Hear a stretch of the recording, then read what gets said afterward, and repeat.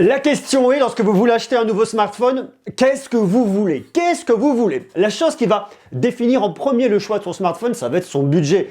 Si vous avez un budget de 300 à 400 euros, bien évidemment, on peut toujours vouloir regarder des smartphones très haut de gamme, mais on est quand même loin de notre budget. Mais malgré tout, dans un budget de 300 à 400 euros, on ne va pas non plus vouloir attendre n'importe quoi de son smartphone. Donc la question à se poser, c'est vraiment celle-là. Qu'est-ce que vous attendez du smartphone que vous allez acheter? Qu'est-ce que vous voulez? Quelles sont les choses hyper importantes et quels sont les points sur lesquels vous êtes prêt à faire des concessions? Parce qu'en fonction du budget qu'on va pouvoir allouer à son smartphone, il va falloir à un moment faire des concessions. Ça, on le garde dans un coin de notre tête. Aujourd'hui, je vais vous parler d'un des derniers smartphones de Samsung, c'est celui-là. C'est le Samsung Galaxy A42 5G. Le nom se rallonge, qui est le successeur du Samsung Galaxy A41 4G. On disait pas 4G parce qu'effectivement, on savait qu'il était 4G, puisque c'était la norme, et comme là on est sur un tout nouveau smartphone et que ce nouveau smartphone est 5G, on dit qu'il est 5G. On s'inscrit vraiment dans cette ligne en fait qu'on retrouve depuis le début de l'année 2020, avec tout d'abord l'arrivée sur les smartphones les plus haut de gamme de la 5G, puis plus ça va, plus la 5G arrive sur les smartphones milieu de gamme, d'entrée de gamme, la 5G, et là la 5G arrive, enfin elle arrivera en France en 2021. Pour l'instant, elle arrive dans nos smartphones. Mais elle arrive, tout doucement, mais elle arrive. Il vous faut bien des smartphones 5G quand vous allez pouvoir avoir les abonnements 5G. Voilà, bref. Donc on va parler de ce nouveau smartphone de Samsung. On va regarder s'il intéresse. On va regarder surtout s'il y a une évolution par rapport au Samsung Galaxy A41, 4G. Effectivement, il y a la 5G, ça on le sait. Mais au-delà de la 5G, est-ce qu'il y a de réelles innovations? Est-ce que ce smartphone est intéressant? Et surtout, est-ce qu'il est bien positionné par rapport à la concurrence? Un grand programme tout ça. Mais bien évidemment, et vous le savez, vous connaissez l'histoire, je vous invite tout d'abord à venir vous abonner pour nous rejoindre. On est bien tous ensemble. À regarder comme on est bien. On est drôlement bien. Pour vous abonner, c'est très facile. Vous cliquez sur le bouton rouge qui est situé juste en dessous. Ici, il est rouge, c'est que vous n'êtes toujours pas abonné. Vous cliquez dessus, vous actionnez la cloche, comme ça vous serez notifié dès qu'une prochaine vidéo arrivera pour nous rejoindre et pour qu'on soit bien tous ensemble. On va se resituer un peu l'histoire. A41, A42, A41, A42. On a un capteur en plus au niveau de la photo, ça c'est plutôt sympathique, et surtout on a un design qui est légèrement inchangé, un smartphone qui est surtout plus grand. Regardez ça, la différence entre le A41 et le A42. Alors moi ce que j'aime bien tout de suite, c'est cette différence que vous allez avoir. Je ne sais pas si vous allez bien vous en rendre compte. Vous avez toute cette partie-là avec plein de petits points. On en a un tout petit peu moins ici au centimètre carré, encore un petit peu moins pour arriver sur une zone qui est complètement lisse.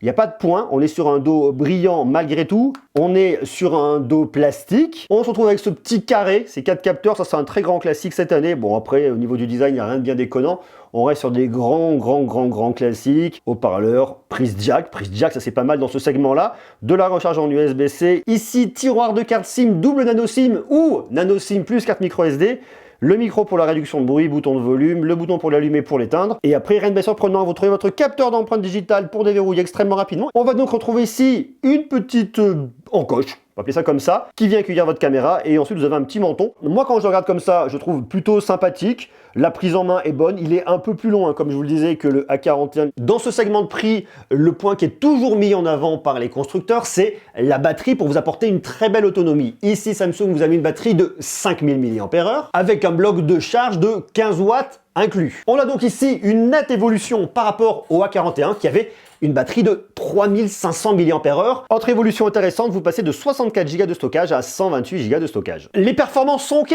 Snapdragon 750G, G pour gaming, on est sur un processeur milieu de gamme de Qualcomm, on a 4 Go de RAM, et pour une expérience de gaming, ça fera très bien l'affaire. On a ici une dalle Super AMOLED signée Samsung, écran de 6,6 pouces, résolution HD+, 1600 par 720 pixels. HD+, comment est-ce que j'ai pu passer d'un écran Full HD+, sur un Samsung Galaxy A41 à un écran HD+, sur un Samsung Galaxy A42? J'ai donc une perte de résolution pour un smartphone qui va quand même coûter plus cher, même si l'augmentation du prix est en partie due à la 5G. Parce que là, on revient dans notre réflexion initiale. Qu'est-ce qu'on attend de notre smartphone? Qu'est-ce qu'on veut de notre smartphone?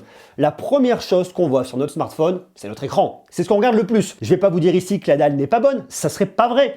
Je la trouve plutôt bien que trop saturée, trop flatteuse, et pas beaucoup d'options pour venir corriger ça. J'ai un mode naturel qui va être un petit peu trop palo, un peu trop sans saveur, donc je choisirai un mode vif qui me semblera mieux convenir en tout cas à un affichage qui me paraît être en tout cas de qualité par rapport à ce que je peux attendre d'une dalle Super AMOLED. Mais même si on a une dalle qui est plutôt pas mal dans l'ensemble. Je trouve ça un peu dérangeant de me dire que le modèle de la génération actuelle va coûter plus cher que le modèle de la génération d'avant et que je vais venir perdre en résolution au niveau de mon écran. Si j'avais eu, dès le départ, sur un Samsung Galaxy A41, un écran avec une résolution HD+, ça m'aurait pas surpris de m'en trouver avec une résolution HD+. Mais de passer d'un Full HD+, à un HD+, ça fait un peu râler. Malgré ça, l'expérience multimédia est quand même plutôt bonne, mais malgré tout, j'ai un son qui est assez fort grâce au petit haut-parleur mono que j'ai sur le côté pour venir regarder films, séries, ce que vous voulez, ça fera l'affaire. Comme je vous le disais, on a une prise jack, donc plutôt bien pour les personnes qui ont un casque filaire pour venir profiter d'une expérience au casque avec un fil. Vous avez également de Bluetooth 5.0 pour venir connecter vos Galaxy Buds Live, par exemple. Par contre, il y a toujours un truc qui est toujours très cool chez Samsung, c'est l'expérience logicielle avec One UI. Ça, c'est vraiment très complet, très agréable. À chaque fois que je vous parle d'un smartphone de Samsung, je vous parle de One UI. L'expérience est bien, que ce soit pour avoir un accès très rapide et très compréhensible à tous vos paramètres. C'est une des expériences les plus abouties aujourd'hui sur Android. Dans le disque dos, vous n'avez pas moins de 4 capteurs. Le capteur que vous allez retrouver ici, en haut à gauche, c'est un ultra grand angle, 8 mégapixels f2.2 qui a un champ de vision de 123 degrés. En dessous, juste là, c'est votre capteur principal. C'est un 48 mégapixels qui ouvre à f1.8. Ici, en haut, sur le côté, vous allez avoir un capteur de macro 5 mégapixels f2.4 et ici c'est votre capteur de profondeur pour votre effet bokeh, pour votre mode portrait 5 mégapixels f2.4. Tandis qu'à l'avant, vous avez une caméra de 20 mégapixels qui ouvre à f2.2. On a ici un zoom numérique x10 et vous pouvez faire de la vidéo jusqu'en 4K à 30 images par seconde. Calmez-vous. Je vous vois venir, vous voyez Samsung, vous voyez 4 caméras, vous vous dites waouh, ça va envoyer du bois. Alors, je ne vais pas dire que ça n'envoie pas de bois, je veux juste dire qu'ici, on parle d'un smartphone milieu de gamme, on est sur le A42 5G. On n'est pas sur le Samsung Galaxy S20 Plus, S20 Ultra, on est vraiment dans un autre segment. On va retrouver malgré tout le savoir-faire de Samsung, mais on n'ira pas aussi loin que sur les smartphones ultra premium. Alors ça, c'est truc un peu à la mode en ce moment de venir vous mettre 4 caméras en vous disant hey, regardez, vous avez un super smartphone avec pas moins de 4 caméras, c'est génial. Il n'y a pas que Samsung qui vous fait ça, tous les constructeurs s'alignent parce que c'est un standard. Si l'un vous propose 4 caméras et que l'autre vous met 2 caméras, vous allez vous dire pourquoi est-ce que j'irai payer pour 2 caméras alors que la concurrence va avoir 4 caméras. Vous iriez donc sur celui qui en a le plus, même si dans l'ensemble, vous n'allez pas vous en servir et que ça ne sert strictement à rien. C'est un peu l'idée. C'est toute cette stratégie marketing où on vient pousser des évolutions, où on vient pousser des usages et aussi un grand nombre de capteurs, donc globalement, on ne va strictement rien faire. Vous avez 2 capteurs que vous allez potentiellement vraiment utiliser ici. Le premier, ça va être votre capteur principal. Ça va être celui avec lequel vous allez faire toutes vos photos. Donc c'est normal que vous veniez l'utiliser. Ok. On regarde le résultat dans quelques instants. Le deuxième, ça va être de temps en temps l'ultra grand angle. Vous avez un très joli paysage que vous voulez venir immortaliser, vous avez un bâtiment, vous manquez un peu de recul, vous passez sur l'ultra grand angle, pourquoi pas? Mais qu'est-ce que vous allez faire une fois de plus, et je l'ai dit depuis longtemps, je ne le dis pas que là, je fais mon vieux râleur, mais qu'est-ce que vous allez faire avec un capteur de macro? Qu'est-ce qu'on va venir shooter de la macro? Je sais pas moi, une fois de plus, on repense à ses usages. Réfléchissez à vos usages. Vous achetez un smartphone pour des usages. Est-ce que ça vous arrivait déjà d'aller prendre des photos en macro? Alors peut-être que vous allez me dire non, parce que j'avais pas la fonctionnalité et que du coup, j'allais pas le faire. Mais je peux vous assurer qu'en ayant un capteur macro ici, vous n'allez pas pour autant aller prendre en photo les insectes ou les fleurs ou je ne sais quoi, ou votre bout d'ongle. Je vois pas trop l'intérêt. Le capteur de profondeur, c'est la même chose. À quel moment on prend souvent des photos avec un mode portrait? Est-ce qu'on veut faire souvent des choses un peu créatives avec un flou d'arrière-plan? Je ne suis pas extrêmement convaincu. Alors peut-être que vous allez le faire, d'ailleurs dites-le moi vous en commentaire, est-ce que c'est des usages que vous avez, est-ce que vous pourriez le faire, la macro et le mode portrait? Expliquez-moi ça parce que moi je ne suis pas trop convaincu. Bon, je vous montre le résultat des photos. Voilà de la photo prise en macro, c'est pas mal, mais je trouve que le résultat est pas complètement dingo. Qu'est-ce que je vais venir shooter avec ma macro? Surtout qu'ici, il n'y a aucune stabilisation, donc dès qu'on bouge, c'est mort. Je suis pas hyper emballé. Les photos par contre prises avec le capteur principal marchent vraiment très bien. C'est un peu flatteur, un peu saturé. On retrouve la patte Samsung, la qualité est au rendez-vous. Dès qu'on passe sur l'ultra grand angle, et bien écoutez, je trouve que c'est quand même plutôt pas trop mal. On va avoir un peu de bruit là, ici sur le côté, vous voyez, c'est loin d'être parfait, ça fait le boulot. On vient se rapprocher avec le x2, on récupère déjà un peu de bruit, on le voit dans le ciel ici. Le x4, c'est pas génial, et alors le x10, n'en parlons pas. On recommence, capteur principal, c'est très bien, on voit bien tous les nuages, on voit bien l'arbre, on voit bien les feuilles, rien n'est cramé, rien n'est trop sombre, ça marche bien. L'ultra grand angle fera le boulot, mais il ne faut pas trop lui en demander, parce qu'on le voit ici, on a un peu de bruit, il a tendance un petit peu à lisser. C'est pas parfait, mais une fois de plus, on n'est pas non plus sur un photophone. x2, pourquoi pas, mais il faut y aller avec parcimonie. x4, c'est pas terrible, ça dit, on oublie. Et le x10, je sais même pas ce que c'est que ce truc, c'est vraiment très très horrible.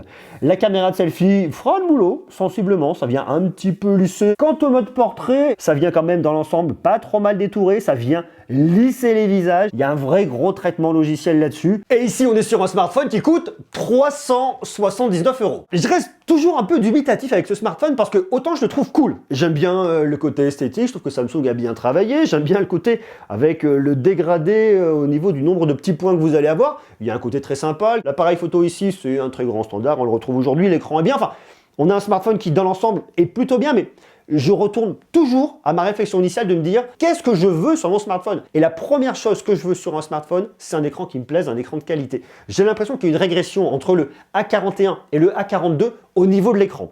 Au niveau de l'écran. La batterie est plus grosse, les performances seront très bonnes. C'est vraiment au niveau de l'écran. Parce qu'une fois de plus, je me mets à la place du consommateur. Et là, je vous fais une comparaison de Samsung à Samsung sur une évolution de génération. Mais si je vais regarder ailleurs ce qui se passe à la concurrence, ce qu'on fait en général quand on va acheter un produit, eh bien, je me rends compte qu'en fait, Samsung n'est pas forcément complètement dans les clous. Je prends l'exemple de Xiaomi avec son Mi 10 T Pro qui coûte 50 € de moins que le Samsung Galaxy A42. Je vais avoir le même processeur, je vais avoir sensiblement la même batterie, 4820 mAh. Je vais avoir un bloc de charge un peu plus puissant, 33 watts contre 15 watts. Bon voilà, ok, ça change pas bien l'histoire, mais un poil plus. Mais surtout, je vais avoir un écran de 6,6 pouces, Full HD+, avec un taux de rafraîchissement de 120 Hz. Vous voyez, quand on se met à la place du consommateur, on se fait « Ah !» Où est-ce que je vais aller? Alors, je peux pas vous dire que ce smartphone-là est pas bien. C'est pas vrai. Je le trouve bien, je le trouve intéressant. Je suis toujours un peu embêté pour cette histoire de l'écran, mais au niveau de l'expérience globale est bien. Ne serait-ce que pour la partie logicielle One UI, je ne pourrais que vous le recommander. Mais si vous regardez ce qui se passe du côté de chez Xiaomi, avec notamment son Mi 10 T Pro, et il y a Xiaomi, mais il y a également d'autres marques, eh bien, vous voyez, la question se pose. Donc si vous aimez Samsung, si vous êtes vraiment rassuré par la marque Samsung, si vous avez un produit écosystème Samsung, et si vous aimez la partie logicielle de Samsung, allez-y, foncez, il est vraiment bien, surtout il est prêt pour la 5G. Si maintenant, c'est pas ça qui vous motive réellement et que ce que vous voulez vraiment, c'est les meilleurs specs à quasiment le même tarif, peut-être que c'est pas celui-là qu'il vous faut. Peut-être. Dites-moi ce que vous en pensez en bas, en commentaire. Est-ce que ce Samsung Galaxy A42 5G vous fait de l'œil ou pas? Dites-le moi. Moi, je le trouve bien, mais voilà, petit bémol, quoi. Des bisous, beaucoup d'amour. Tchou tchou.